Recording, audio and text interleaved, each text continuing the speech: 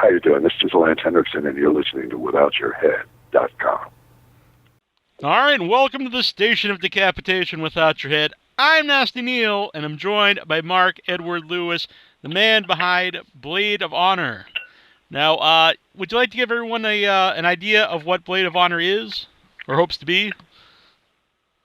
Yeah, Blade of Honor is a sci-fi series starring Tim Russ, Richard Hatch, James Kyson, Allison Hayslip, a bunch of other people that you know.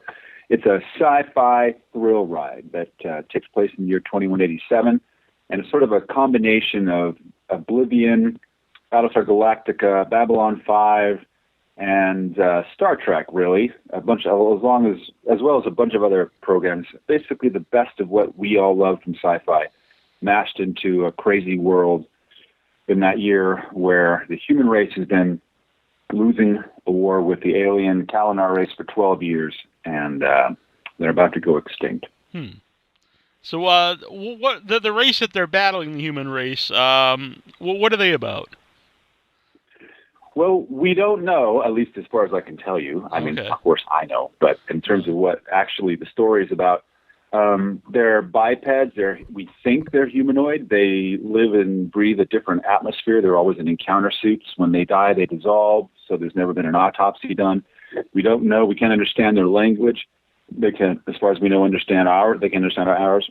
They're not quite as technologically advanced, but there's a lot more of them.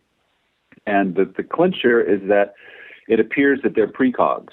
In other words, they can seem to know what's going to happen in the future. And any battle they're fighting, you can be sure they know they're going to win it. Sounds very interesting. Now, I've watched, the videos on your Kickstarter page, and people can find that out. We'll have the link on the website. And so you don't have the aliens in the videos yet. We do. There's one clip of them you can see at the very end where our lead character, Arena, is on these planets. She's on Planetfall, and she's been stalked by one, but it's very brief. All right. The story's less about the Kalinar and much more about our characters. Mm-hmm. I was going to ask about that because I always think like the best of sci-fi is kind of usually like an allegory for social commentary. And is there anything specifically that you'd like that you're trying to talk about with the project? Yeah, this is a really interesting time in human history. An exciting time to be alive. Yes. And I think if our man Gene Roddenberry were alive, and you probably know I've been directing for Star Trek New Voyages and a bunch of other Star Trek projects. I'm a Star Trek fan, probably more of a Star Wars fan, but don't hold it against me. So I'm a fan of what Gene was about, and the whole idea of IDIC, infinite diversity, infinite combinations. And I think if he were alive today, his social commentary would be very poignant, very, very strong against what's happening to people's freedom, not just here in America, but all around. And that the establishment is really systematically removing people's ability to choose for themselves. And so Blade of Honor is all those things I mentioned before, a lot of fun, a lot of space opera as well.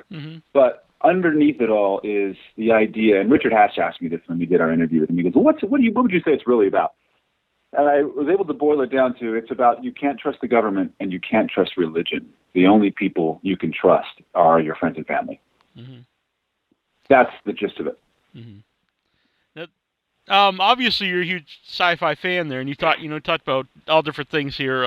The action and fun and stuff, and other sides of more meaningful things. What brought you to science fiction? What made you interested in it? I was going to be a paleontologist, guys that run around digging up bones and fossils and things. And I was one of those millions of kids in 1977. I just happened to be in Grauman's Chinese Theater in Hollywood watching that weird movie that we all watched with the yellow text that's going away from the screen, and then the spaceships come in from the top of the screen. And all of us would said the same thing. Whatever that is, I want to be a part of it. And I gave all that up and knew that Star Wars was my platform for whatever that means. I'm going to be a part of it. And then it was Star Trek with The Next Generation and Deep Space Nine. Deep Space Nine is my favorite series. I'm thrilled to death that we have Sirach Lofton and Aaron Eisenberg not only back together again, but in a series that I'm directing. I mean, it's just awesome to me. And it just grew from there. And then it was Babylon 5. And then I'm not even talking about the movies like Last Starfighter or any of those from the 80s that were just captured the imaginations of many of us. In fact, if you really want to know what my influences are, I get asked, where did this come from for you? Just look at, there's a video on YouTube called Evolution of the Starblade, and it's the digital development of our main frontline fighter that was developed by Tobias Richter and the Lightworks. And you can see all the various things iterations that it went through, and you can see it sort of feels like an X-Wing with an F-37 Talon and an F-14 Tomcat and a Gunstar and a Star Fury, and there's all these things that were like, it should have all of these things that we love most from our favorite series. So we've had a great time integrating all these things, and it's a boyhood dream come true, really. Mm-hmm. Now, would you say the people you have, in the cast and the crew also share that love of science fiction? Well, because we're not funded by a giant network, we all have to have a certain amount of, we love this, because it's a labor of love until it's picked up by something a little larger, other than awesome fans who are helping us being funded at Kickstarter and our friends and family. So we all love it. Ryan T. Husk, who's an executive producer, he's been involved, in Axanar and Star Trek Continues and Fifth Passenger and Star Trek Renegades. And Stephen Stone has been involved on the action, stunt, coordination, and producing side of all kinds of things, including Star Wars fan films. Clay, just our producer list is kind of an embarrassment of riches in credits around sci-fi shows. And then, of course, you've got James Kyson, who not a lot of people recognize, but he's such a sci-fi aficionado from Heroes. He was Ondo, Hero's sidekick throughout the whole series. And an incredible gentleman, and really, you can't really stump him. And then Tim Russ is kind of not that he's old, but the grandfather of whatever needs to be done in sci-fi is going to get done, and Tim Russ is going to be a part of it. I mean, whether it's Renegades or the early Star Trek fan films with James Cawley and others. And then, of course, Richard Hatch, who's just like, you want to do sci-fi? Let me see the script. I love it. And as long as you're involved, I'm in. And these are all personal friends of ours who have incredible, venerable history in sci-fi, and along with the producers and the rest of the cast. I mean, it's really, I'm really proud of what we've assembled. Mm-hmm. You mentioned seeing Star Wars at the Chinese theater. So did you? Are you from LA? Because a lot of people go to LA, but they're not necessarily from LA. Yeah, I'm that example of a third generation Los Angelino. My grandparents were here talking about the orange trees, and my grandfather drove a truck for 10 cents an hour here. So yep, I'm that. I can tell you where to park in LAX for free, and what to do at Disneyland so that you miss the crowds, and I know all the LA secrets the natives know. Nice. I was lucky enough. Annabelle normally does a show with me. Can't be here today. We saw the Mad Max Fury Road premiere at the Chinese theater last year. That was awesome. It's a great thing, and one of the things in LA that's really fun, that whenever anyone comes to visit or they want to, hey, Mark, can you show us around? Sure. One of the first things we do is you walk the entire Hollywood Walk of Fame. Mm-hmm. And I don't know how long it is. It's not that long, a couple miles maybe, but you hit all of those beautiful landmarks. Grauman's, El Capitan, Pantages. You hit all of that stuff. The monument to the men who landed on the moon there. It's really, really cool. So next time you're in, just park anywhere and start walking. Well, actually, we actually rented an apartment right off Hollywood Boulevard, and so we did walk there at night and then all during the day. Some people said, "Oh, don't go there; it's dangerous," but we had a good time and nothing. It's not that. I mean, if it's you and somebody else. I mean, if you're a woman on her own, yeah, well, maybe, but it's not. It's not like walking around Watts or something. Yeah, right. Well, yeah. Especially if you dress in a Batman costume, nobody will touch you.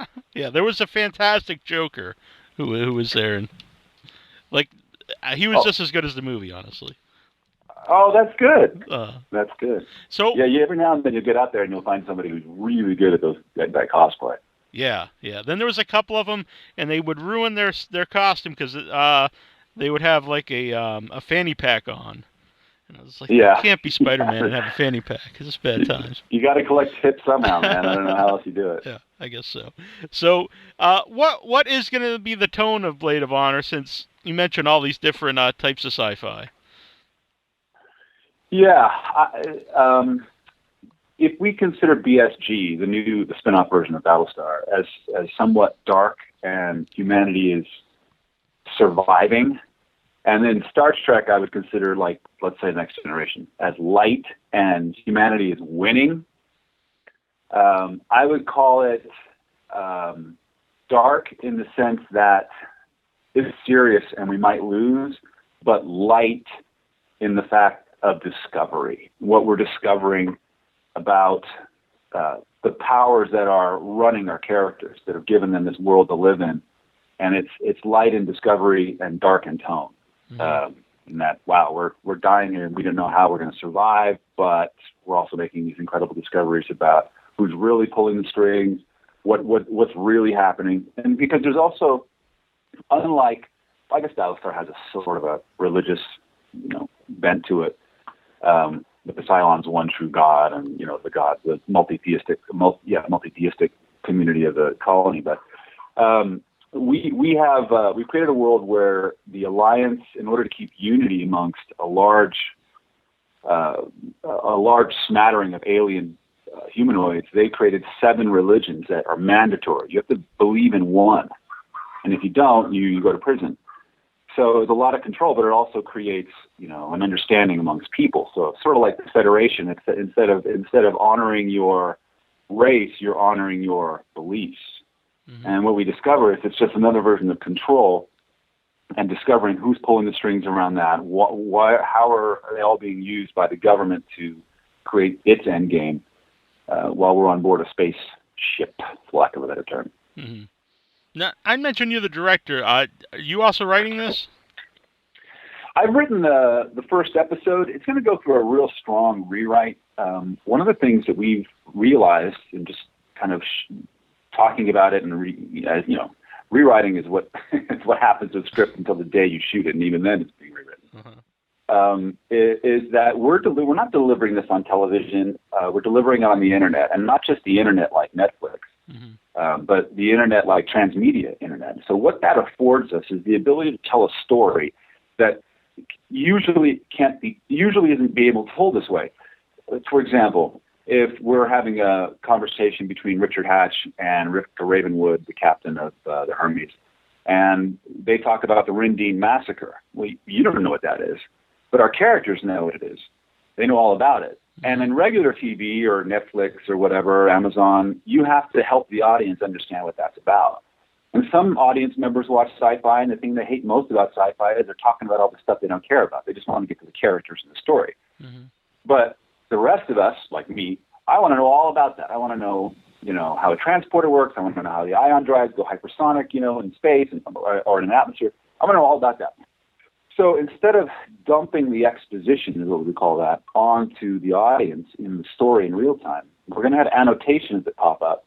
And if you want to find out more about the Rindine Massacre, you click, and then we'll have a new whole transmedia page that comes up, either with pictures or further video content or text or whatever, so that you can learn all that you want to about that. And the people that don't care aren't interrupted. They just keep going. Mm-hmm. So much of this story that would normally be told with exposition and understanding is going to be jettisoned, and in its place put more story and more character development. Means it's kind of like concentrated orange juice. You would never expect that it would have as much flavor as it can, but if you've ever chomped down on some concentrated orange juice, you're like, wow, that's intense. Uh-huh. And that's how this is going to feel. Yeah. So, how much backstory has been written? Because you mentioned, if they mention something else, you will have the pop up and you can read about that. So I'd assume you'd have to have a lot of a history that you'd have written before the show even takes place. We have a 40-page show technological manual. So that includes biologics, religion, histories of all the cultures, histories of the characters, of course, which the actors will then fill in as well. But we really took the model of Babylon 5, where Michael took his entire world and created it long before it was shot.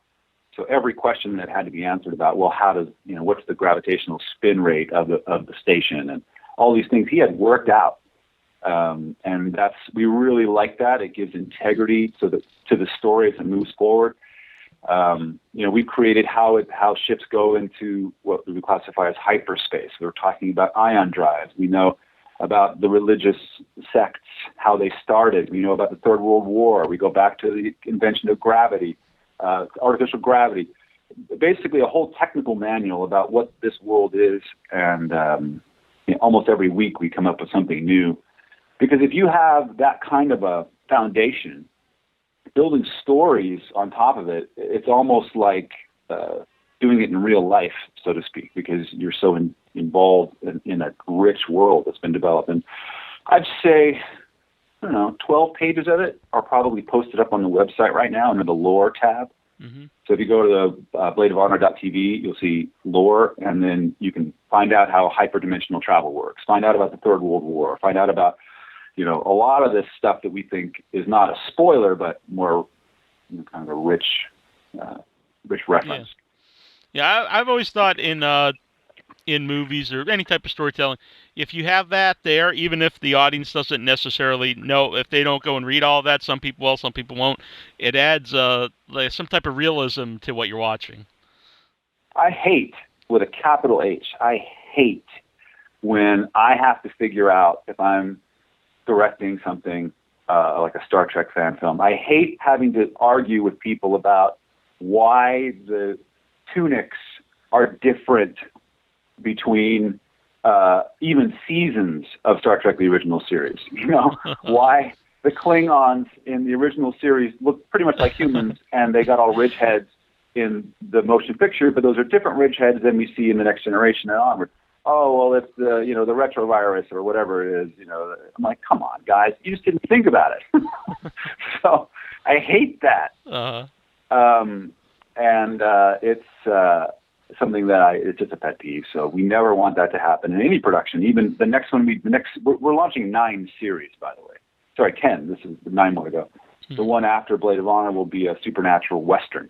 Oh, wow. And it's the same. We're building the same world around that. And then the one after that will be a period piece in 1572 in France around some the actual events around the St. Bartholomew's Day massacre and the woman who led the freedom fighters to their victory, which has never been told, as far as I know, in like visual.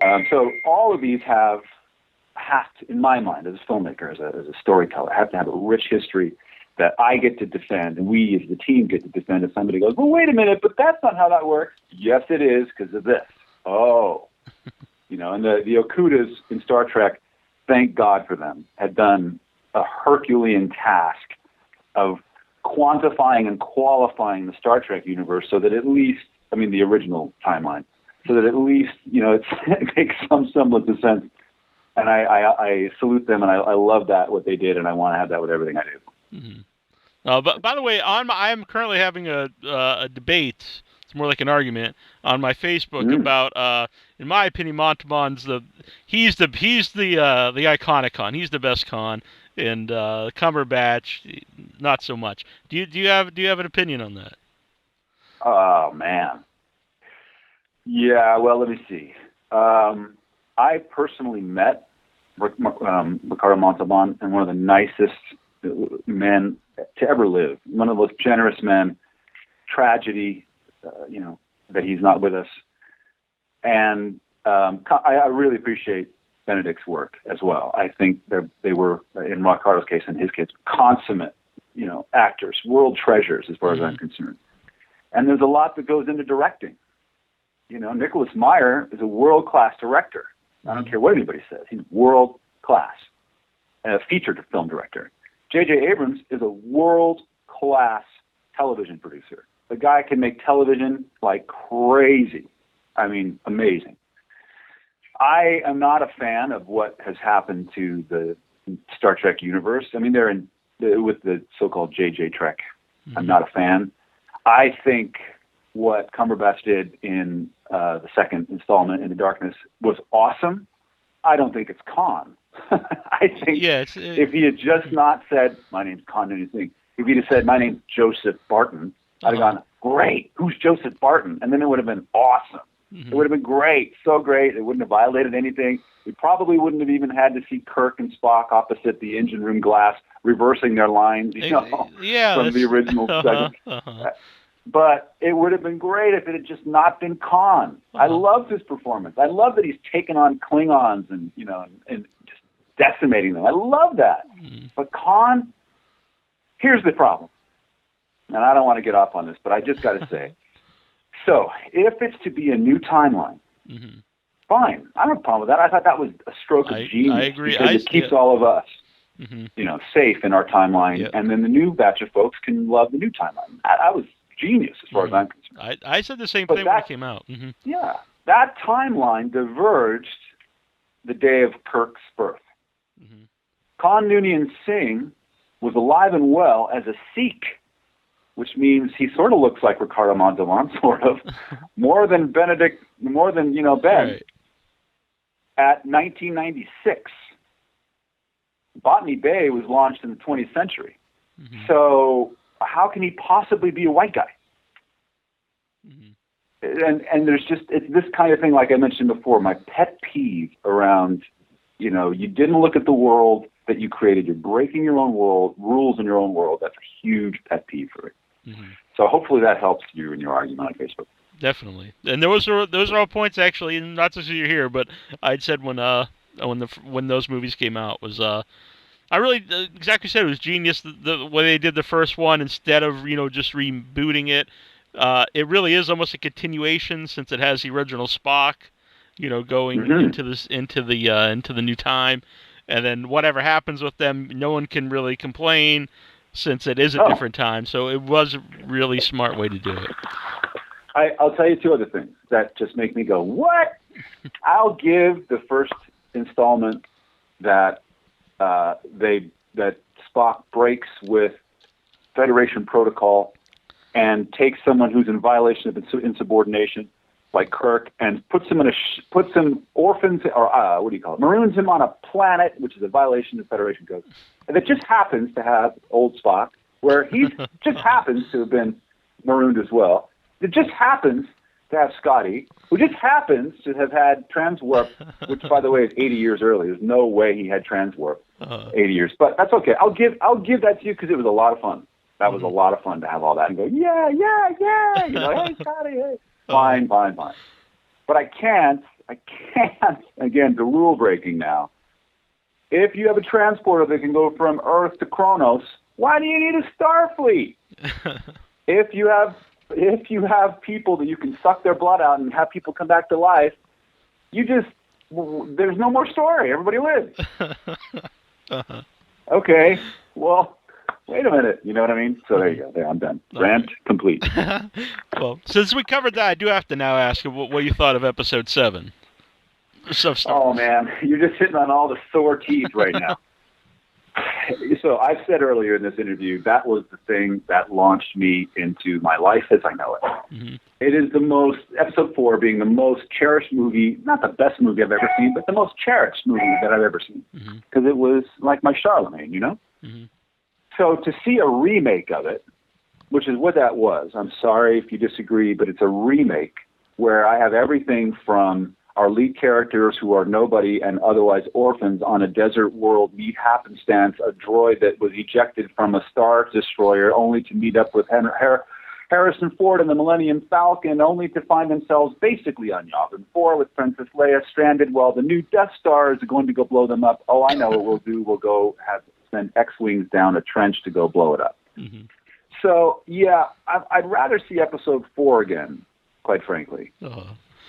You think? How about that? You think? I think this is the third time they've done the Death Star, and you think by now they would maybe come up with a different idea instead of just making a bigger Death Star. I know. I love how they try to cover it in that moment where they're what's his name from Alias, the fighter pilot.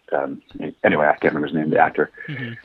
He goes, "Oh, it's like the Death Star." I'm like, "Oh, well, at least someone's saying it." But they're like, "Well, no, it's not." And they don't even show the Return of the Jedi Death Star, which is another Death Star, which is even bigger, which they show, right? No, they only show the first one. I'm like, guys, you've done this 3 times. And you know what 3 times means? It's comedy. All right. That said, I will say that in terms of watchability, Episode 7 is superior. It's superior. It's not the worst Star Wars by far. To me, Episode 2 is by far the worst. I can't even figure it out to this day. But 7 it's a lot of fun to watch. It's the best we have to offer in terms of Hollywood filmmaking.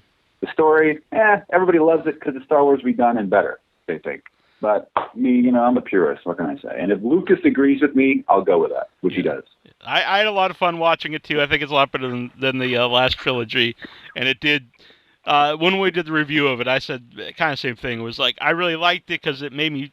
It's like the first 3, but that's also why I didn't like it because it's so much like the Episode 4. Yeah, we all hope for a brand new way of telling the story, and it just wasn't done. And here's Han dying, and Chewie comes back, and who does Leia hug? The girl. They haven't even met her yet. She'd go hug Chewie. Right, Chewie's in grief. Anyway, don't get me started. Exactly. And those are the decades of history. But Blade of Honor, you said about the idea is to watch it online. So can you explain that more? Explain how are people going to watch it? If it's not on Netflix and Hulu, is it like going to be on a website? Is it video on demand? Well, here's the commodity of what a series is how many hits it gets. So the best way to get hits to an unprofessional, it's an unstudio distributed series is to get more hits. Well, the best way to get hits is to put it on YouTube. So, we are funded. We have issue. Listen to me like it's a comic book. Episode 1 is funded. We're looking to get Episode 2 and 3 funded. When they are, it'll go on a channel on YouTube, probably called Blade of Honor. And once we get to 5 million hits, that will be kind of the beginning of us being able to send it to and approach people like Maker and a few of those other kind of studios to say, look, this is a thing. There's a following. Let's take it somewhere. We've already been approached by a few distributors, which I can't mention at the moment, but because it does have a really great cast. But for distribution for now, until one of those other deals goes through, we will be self-distributing it on YouTube. That's cool. Now, your hopes are to get it on a TV network or like a Netflix or Hulu or Never. No TV. No thanks. And Netflix is way too big. So like Maker, Nerdist, PlayStation, one of those kind of things. Okay, like video on demand kind of deal. Yeah, exactly. As an independent creator, with video on demand and these different things online and crowdfunding, is all of that? What are your thoughts on all that? Obviously it's helping you. I know some people we've had on actually. It's usually people that had worked for a long time in movies. Sometimes have a negative feel about video on demand. But what are your feelings on it? Video on demand, or just all of that. The video on demand, Hulu, being able to have your stuff seen online as opposed to having to be on a TV channel. Well, TV is like film. I mean, when was the last time you sat down and watched something actually broadcast with ads and everything? Never. You can't even remember. I can't. No one can. It's dying if it's not dead already. So it's all about some kind of way to get convenience back to the user or the viewer. And the internet is the way. It's just, people try to argue with me about it. I'm like, you're trying to tell me that film and television isn't going to the web? Is that what we're saying? So, and that's the most wonderful thing to happen for the art form, but probably one of the most terrifying things to happen for the business of the art form because everything's free.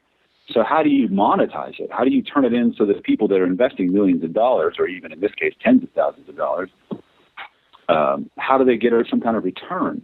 Well, somewhere in there, it's either ads, which annoy people, or pop-up windows, which even annoy you more, or it's VOD, that somebody has to pay for it. And I love that they're starting to figure out, the Amazons, the Hulus, the Netflix, that if I'm going to be charged $25 or $35 for a season of, I don't know, Once Upon a Time or, whatever, I want to watch the pilot for free. Because I don't know, and I sure aren't going to take your word for it that it's good, no matter who's in it. So the ability to watch a pilot for free and then go, oh, I love it, let me buy a season, is, I think, super good. Everybody wins, especially when the price is lower and I can get it in HD and I can watch it for as long as I want. I think it's the best thing to happen. My goal as a post-production supervisor and, an audio guru for post, which is my day job, is I'm actively moving as much as I can towards surround distribution to headphones for all of the streaming and VOD media.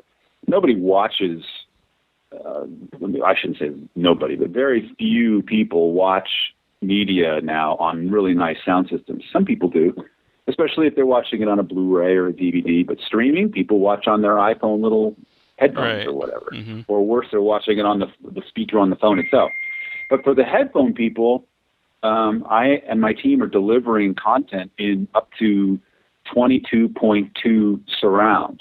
The surround sound delivery is so amazing because my team and I are able to deliver on any pair of headphones, even the little iPhone earbud things, 22.2 surround. That's speakers up, speakers out, speakers down, and just in any pair of headphones. And it's really, really amazing. So to answer your question, as a long answer, for video on demand, I think is the best thing that's ever happened for both people who need to make money out of the delivery of films and the people who just want to watch it. You mentioned your day job is the audio. Now, do you do the score and the music for the for Blade of Honor? I will. I might get some help. Yeah, I did the music for the trailer. So if you like that, I did. Probably more to come. Now, when you say audio, what does that all encompass? The music and the sound effects and yeah, all of it. Dialogue cleanup, music, mixing, sound effects, Foley. Yes, the surround applications of it.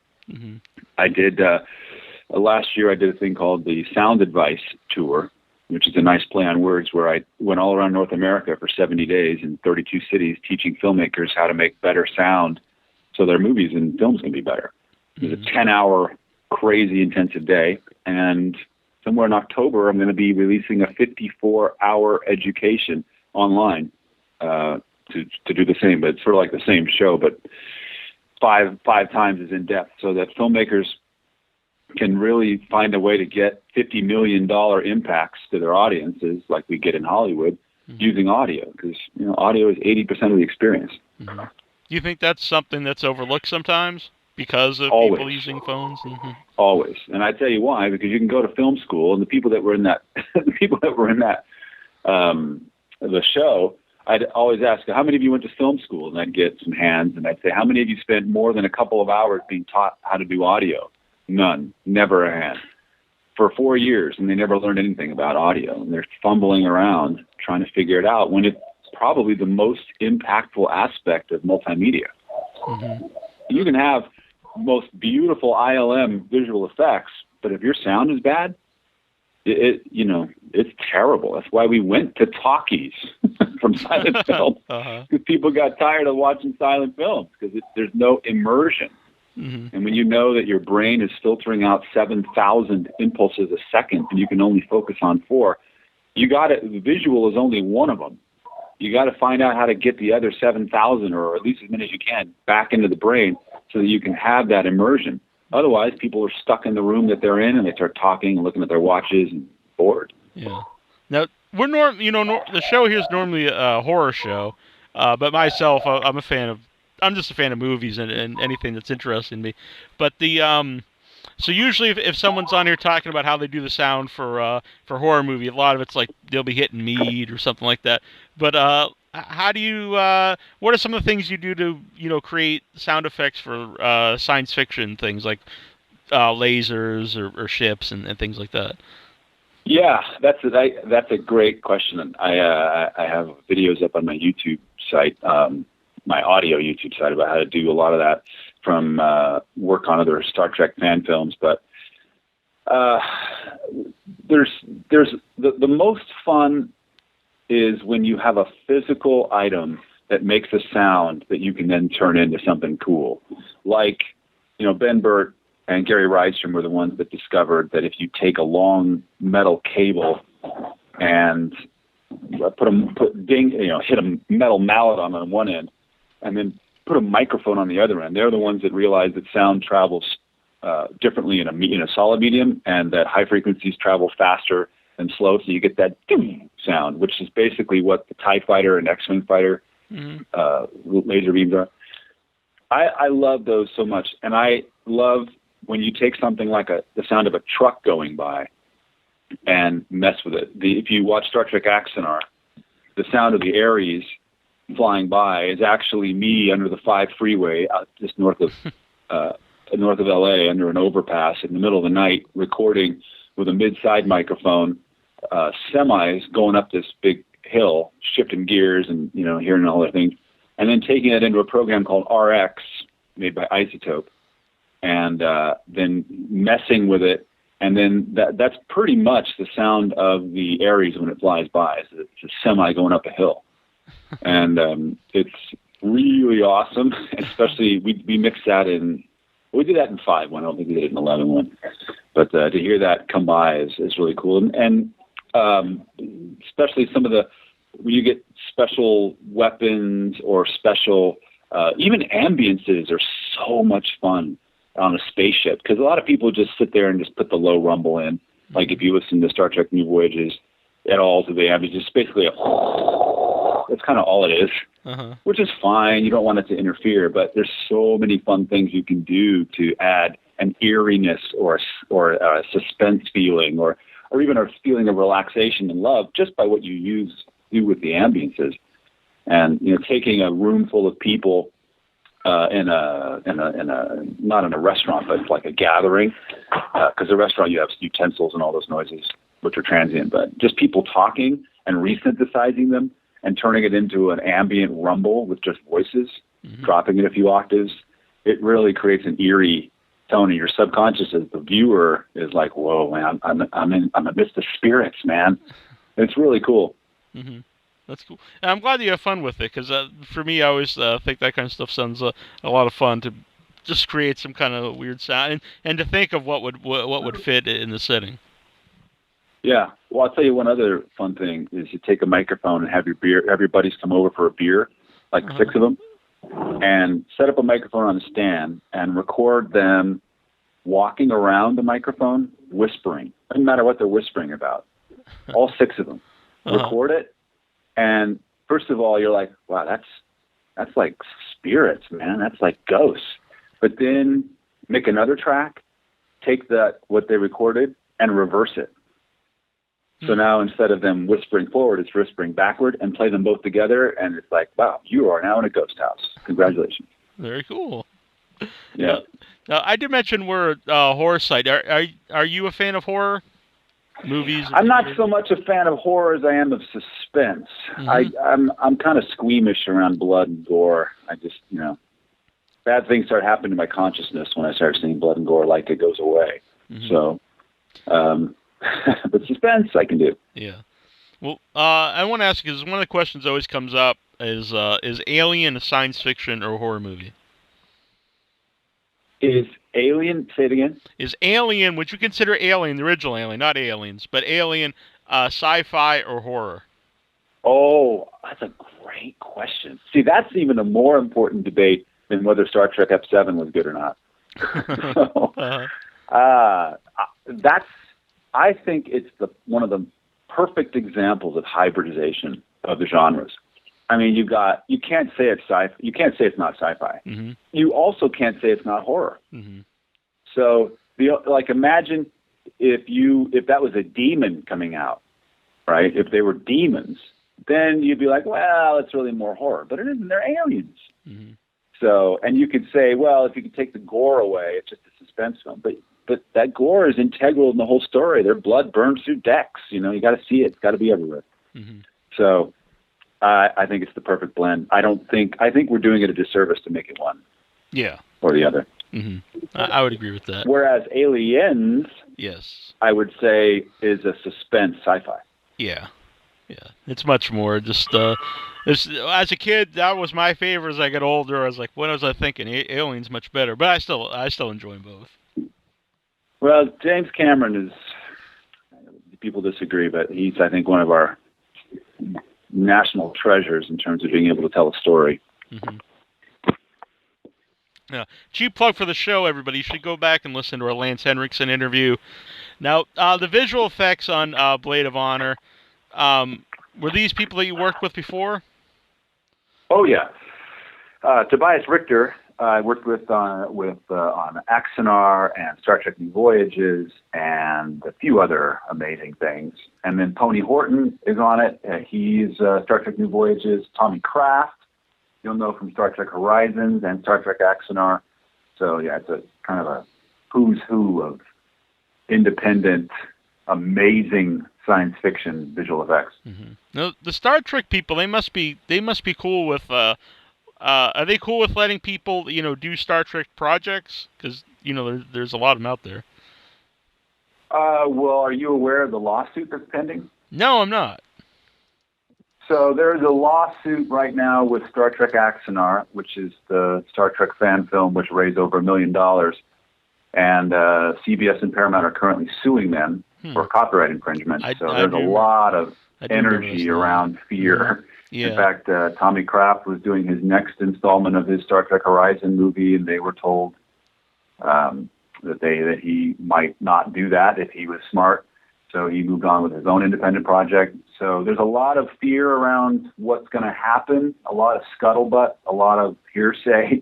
Mm-hmm. But the motions just keep getting filed in court. So as of now, that court date is set for May 2017. So I think at the moment, heads are very low as we see fire come overhead from the big boys. I don't know all the reasons why, because on one hand, you've got Star Trek fan films that have been going on since the 70s, like Yorktown with George Takei, and Serve All Our Days with all the rest of the cast, Michelle Nichols, and no one's lifted an eyebrow. You've got New Voyages, which has been around for 13 years, and continues, which has been around for I don't know how many, 3 or 4 or 5 years. There's a lot of love in the Star Trek community, and a lot of people that were upset that at least CBS didn't do anything with the series much once Enterprise turned off. So they just love Gene's universe, and what's not to love? Mm-hmm. Conversely, you've got Star Wars, where you've got Lucas coming out and funding film festivals specifically for fan films. So a very different approach, Mm-hmm. I don't have the answers. I'm just a guy in a bus going where I want to go. But it's been a pleasure to be able to work with these people in various capacities and various productions. And these are perhaps the most rabid fans, Star Trek fans. Star Wars fans are great. Babylon 5 fans are amazing. But the people who really take it the most seriously are Star Trek fans. Mm-hmm.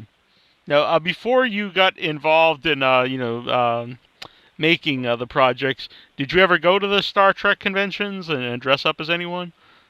No. I have a comic book called Omega One, which is another one of the series in our slate. Nice. And I would go to Comic-Cons for that. Mm-hmm. But I have, ironically, the only person I've ever dressed up as at a Comic-Con is Apollo from Battlestar Galactica, because I have... That's pretty wild. I have a vintage jacket made by...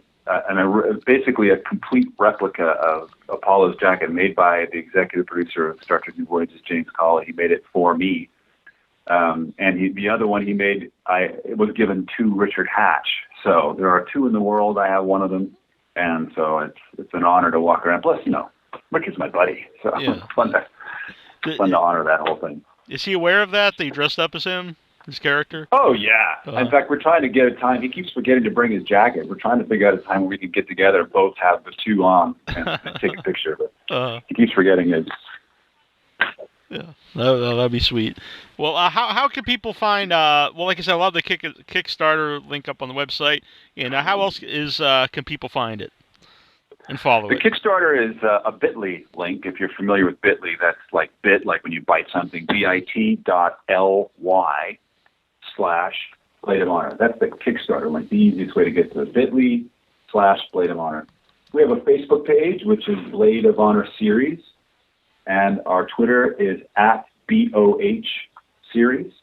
We've got a Pinterest account, which is Blade_of_honor, and our Instagram is the same. And then our website is bladeofhonor.tv. That's about all I can think of off the top of my head. Cool. And I also want to mention, because sometimes people go to the Kickstarter page or fundraiser page, this one specifically is Kickstarter, and they might see that the goal has been met.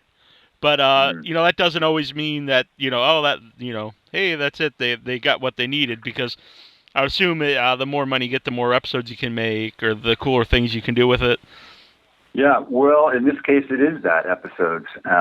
We have 1 episode funded. We would love to have 3 funded. Mm-hmm. Our stretch goal is I think it's $56,000 for episode 2. We are weaponized, for lack of a better term, to do 5. Mm-hmm. So that'd be about $150,000. We're a long way away from that for a 20-day Kickstarter. What's left, but nothing's impossible, especially with the great crew and the great cast that we have, and it's a story that I think is relevant and is going to be really well executed by our crew. Cool. Well, I'm really looking forward to watching it. Yeah, thank you. Yeah, thanks for having me on, and I love your passion for sci-fi, even though it's a horror site. Thank you for honoring the genre. Hi, this is Phil Wurtzel, the writer-director of A Haunting in Cawdor, talking with Neil on Without Your Head.